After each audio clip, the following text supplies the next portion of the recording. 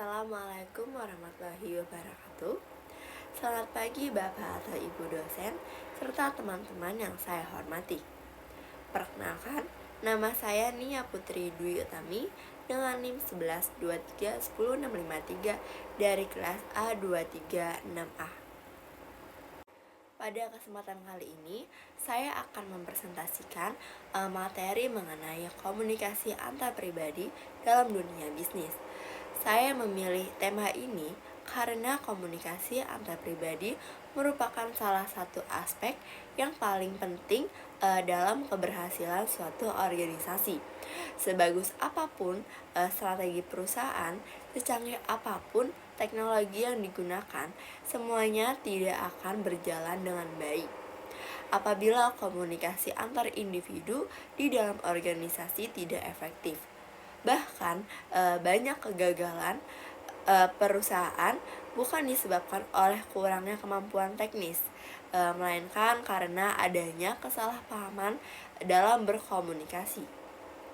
Oleh karena itu, melalui presentasi ini saya akan menjelaskan konsep komunikasi antar pribadi, mengangkat sebuah kasus bisnis, menganalisis penyebab permasalahannya berdasarkan teori, serta memberikan solusi yang dapat diterapkan oleh perusahaan. Pengertian komunikasi antar pribadi.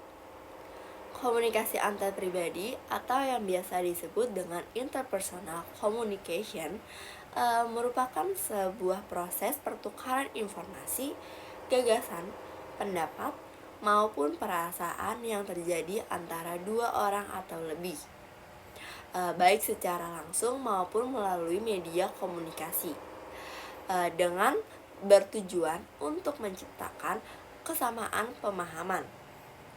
Jika kita perhatikan dalam kehidupan sehari-hari, komunikasi antar pribadi sebenarnya terjadi hampir setiap saat.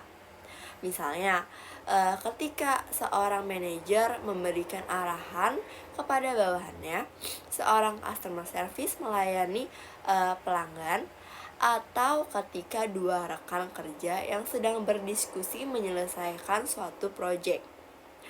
Artinya, komunikasi antar pribadi ini bukan hanya sekedar berbicara, tetapi juga melibatkan kemampuan pendengaran, memahami, dan memberikan tanggapan, serta membangun hubungan yang saling menghargai. Dalam dunia bisnis, komunikasi antar pribadi ini menjadi fondasi utama karena hampir seluruh aktivitas perusahaan melibatkan interaksi antar manusia. Tanpa komunikasi yang baik, koordinasi pekerjaan akan terganggu, kesalahan akan sering terjadi, dan tujuan organisasi menjadi sulit tercapai. Nah, setelah kita memahami pengertian komunikasi antar pribadi, selanjutnya saya akan menjelaskan mengenai tujuan komunikasi antar pribadi. Bagian ini sangat penting karena dengan memahami tujuannya, kita dapat mengetahui mengapa komunikasi menjadi salah satu faktor yang menentukan keberhasilan suatu organisasi atau perusahaan. Berikut beberapa tujuan utama komunikasi antar pribadi. Yang pertama, ada menyampaikan informasi secara jelas dan akurat. Tujuan pertamanya ini dari komunikasi antar pribadi adalah menyampaikan informasi kepada orang lain agar dapat dipahami dengan benar dan sesuai dengan maksud yang ingin disampaikan. Dalam sebuah perusahaan, setiap aktivitas kerja bergantung pada informasi yang diterima oleh karyawan tersebut. Informasi tersebut dapat berupa pembagian tugas, target penjualan, prosedur kerja, kebijakan perusahaan, jadwal rapat, hingga perubahan sistem kerja. Oleh karena itu, informasi yang disampaikan harus dengan jelas, lengkap, dan mudah dipahami agar tidak menimbulkan kesalahan dalam pelaksanaan pekerjaan. Sebagai contoh, seorang manajer memberikan instruksi kepada tim pemasaran mengenai strategi promosi produk yang terbaru. Apabila instruksi tersebut disampaikan secara rinci dan disertai kesempatan untuk bertanya, maka seluruh anggota tim akan memiliki pemahaman yang sama mengenai apa yang harus dilakukan. Sebaliknya, apabila informasi yang diberikan kurang jelas atau tidak lengkap, maka setiap orang dapat menafsirkan pesan tersebut secara berbeda. Akibatnya pekerjaan menjadi tidak terarah dan target perusahaan sulit untuk dicapai, bahkan dapat menimbulkan kerugian. Dengan demikian, komunikasi yang baik berfungsi sebagai sarana untuk memastikan bahwa setiap informasi yang diterima, dipahami dan dilaksanakan dengan tepat oleh seluruh pihak yang terlibat. Kedua adalah membangun hubungan yang harmonis antara individu dalam organisasi. Keberhasilan sebuah perusahaan tidak hanya bergantung pada kemampuan teknis para karyawannya, tetapi juga pada kualitas hubungan yang terjalin di antara mereka. Hubungannya yang baik akan menciptakan suasana kerja yang nyaman, saling percaya, dan penuh rasa saling menghargai. Melalui komunikasi yang terbuka dan sopan ini, setiap individu dapat memahami karakter, kebutuhan, serta cara berpikir rekan kerja lainnya. Hal ini akan mempermudah proses kerjasama dalam menyelesaikan tugas maupun menghadapi berbagai tantangan yang ada di tempat kerja. Hubungan kerja yang baik juga akan meningkatkan rasa memiliki terhadap perusahaan, sehingga karyawan menjadi lebih loyal dan termotivasi untuk memberikan kontribusi yang terbaik. Yang ketiga, menyelesaikan konflik.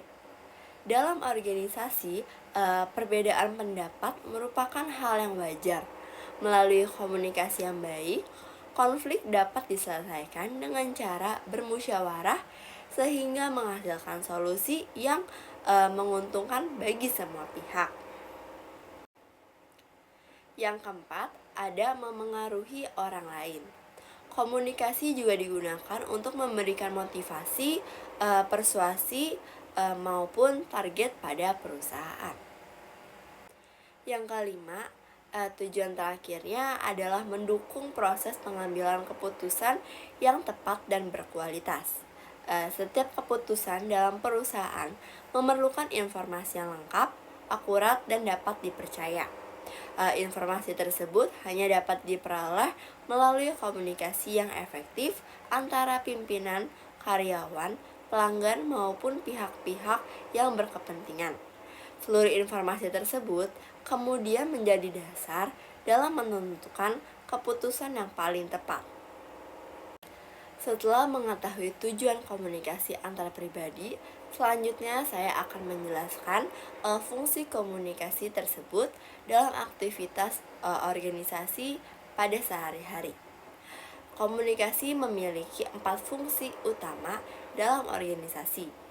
Yang pertama adalah fungsi informasi. Informasi ini merupakan dasar dari setiap aktivitas perusahaan. Melalui komunikasi, pimpinan dapat menyampaikan visi, target, maupun kebijakan baru kepada seluruh karyawan sehingga semua orang memahami arah yang sama. Fungsi yang kedua adalah fungsi motivasi. Komunikasi dapat meningkatkan semangat kerja melalui apresiasi, penghargaan, maupun dukungan dari atasan. Penelitian juga menunjukkan bahwa karyawan yang merasa didengar cenderung memiliki loyalitas dan produktivitas yang lebih tinggi dibandingkan mereka yang jarang mendapatkan komunikasi yang positif. Fungsi yang ketiga adalah fungsi pengendalian. Komunikasi membantu perusahaan memastikan bahwa seluruh pekerjaan berjalan sesuai dengan prosedur yang telah ditetapkan. Misalnya, melalui briefing pagi, rapat evaluasi mingguan, maupun laporan kinerja. Fungsi yang keempat adalah fungsi sosial.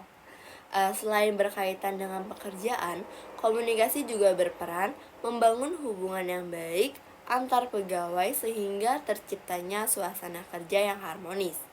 Lingkungan kerja yang nyaman akan meningkatkan kolaborasi yang mengurangi adanya konflik. Setelah memahami pengertian, tujuan, dan fungsi, selanjutnya saya akan menjelaskan mengenai karakteristik atau ciri-ciri komunikasi antar pribadi. Karakteristik ini juga penting untuk dipahami nih bagi kita karena dapat membantu untuk mengenali apakah suatu proses berkomunikasi sudah dapat dikatakan sebagai komunikasi antar pribadi yang efektif. Dengan memahami karakteristik tersebut, kita juga menerapkan dalam kehidupan sehari-hari maupun di lingkungan kerja. Komunikasi antar pribadi memiliki beberapa karakteristik utama yang membedakannya dengan bentuk komunikasi lainnya. Yang pertama adalah komunikasi antar pribadi terjadi antara dua orang atau lebih yang saling berinteraksi secara langsung maupun melalui media komunikasi. Yang artinya komunikasi ini tidak dapat berlangsung apabila hanya ada satu pihak yang berbicara tanpa adanya pihak yang lain yang menerima pesan. Dalam komunikasi antar pribadi, setiap individu memiliki peran, yaitu sebagai pengirim pesan atau komunikator dan sebagai penerima pesan atau yang disebut dengan komunikan. Menariknya, dalam peran tersebut dapat bergantian selama proses komunikasi secara berlangsung. Yang kedua, adanya umpan balik atau feedback. Umpan balik merupakan respon yang diberikan oleh penerima pesan kepada pengirim pesan setelah menerima informasi. Feedback dapat berupa pertanyaan, pendapat, ekspresi wajah, atau anggukan kepala maupun tindakan yang tertentu lainnya. Oleh karena itu, umpan balik menjadi salah satu unsur yang paling penting dalam komunikasi antar pribadi karena membantu menciptakan komunikasi yang jelas, efektif, dan minim kesalahan. Karakteristik yang ketiga yaitu komunikasi antar pribadi bersifat dua arah, yang artinya komunikasi tidak hanya berlangsung dari pengirim atau penerima, tetapi juga sebaliknya. Kedua belah pihak memiliki kesempatan yang sama untuk berbicara, mendengarkan, memberikan pendapat, serta mengajukan pertanyaan.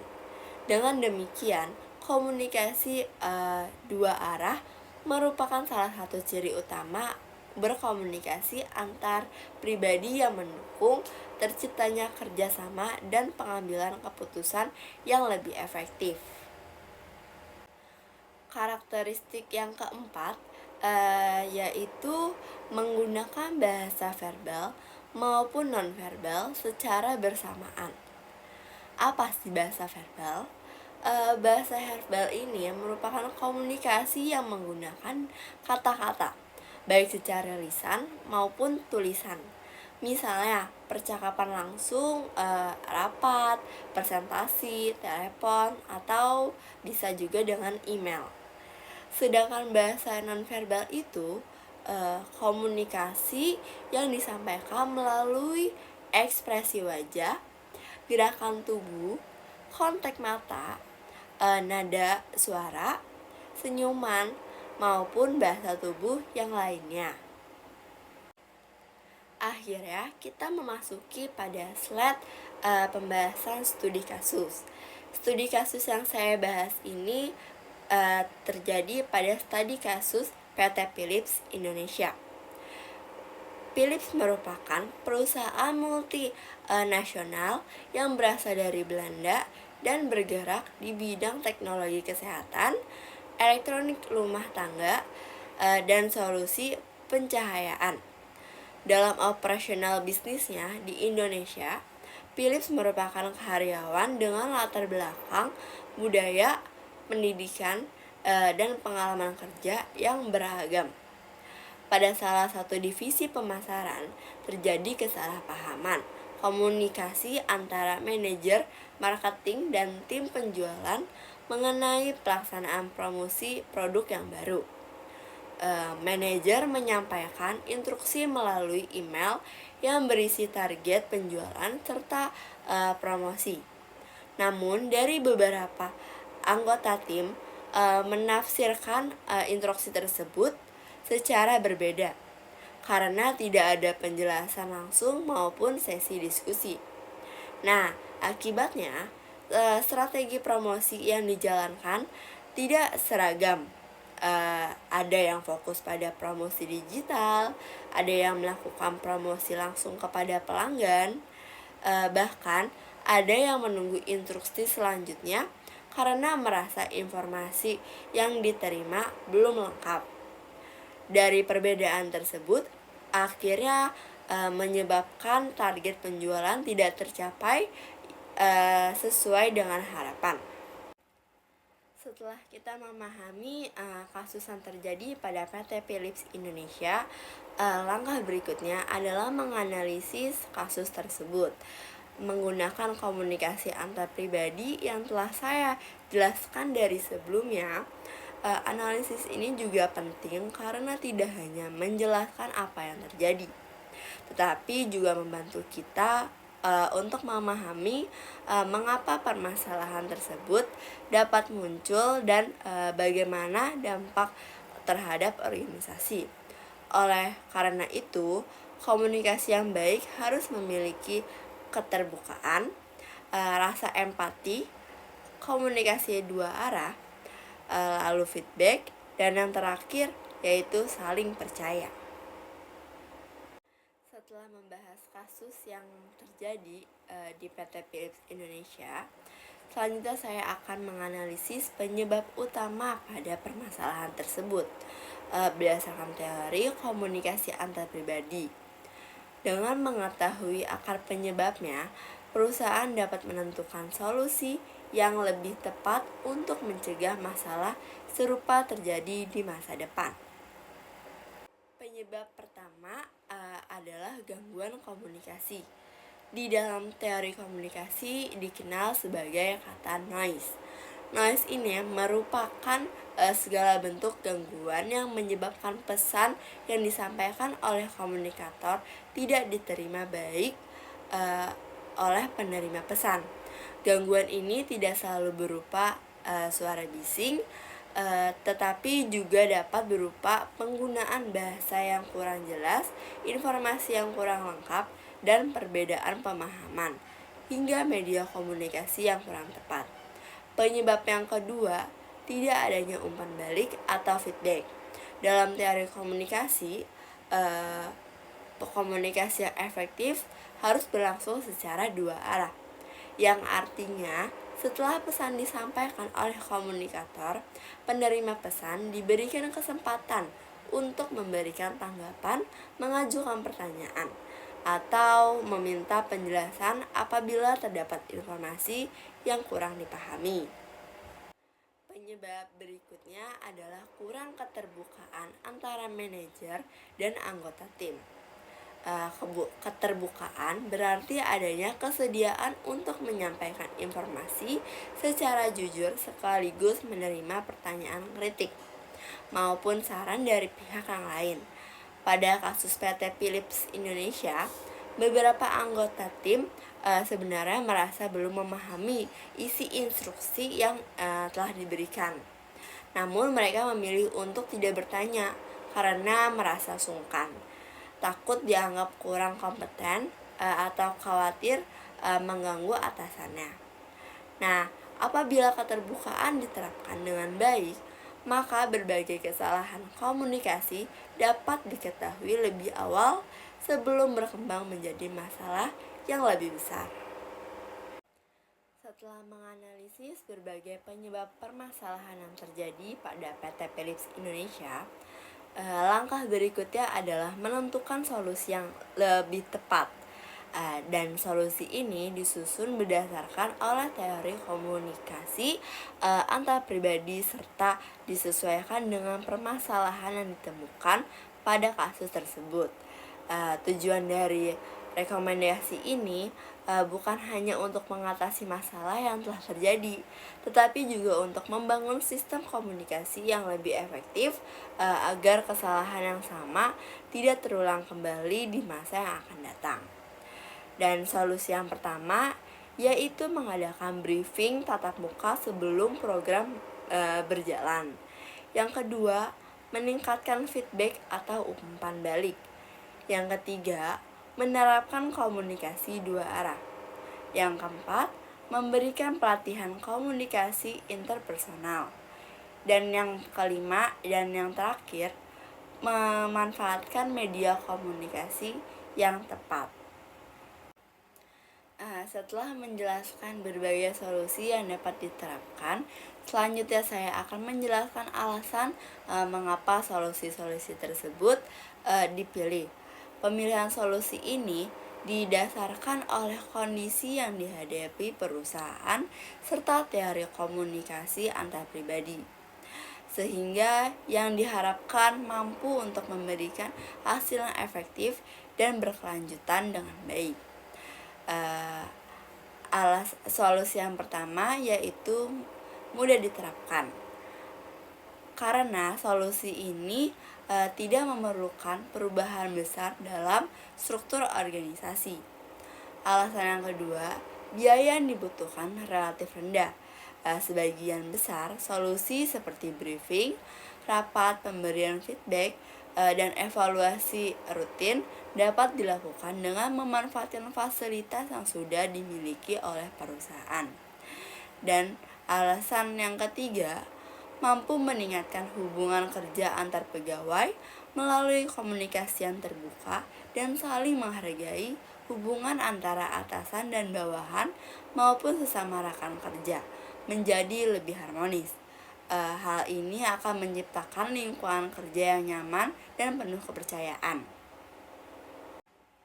Sebagai penutup dari presentasi ini, izinkan saya menyampaikan beberapa kesimpulan dari materi yang telah saya paparkan.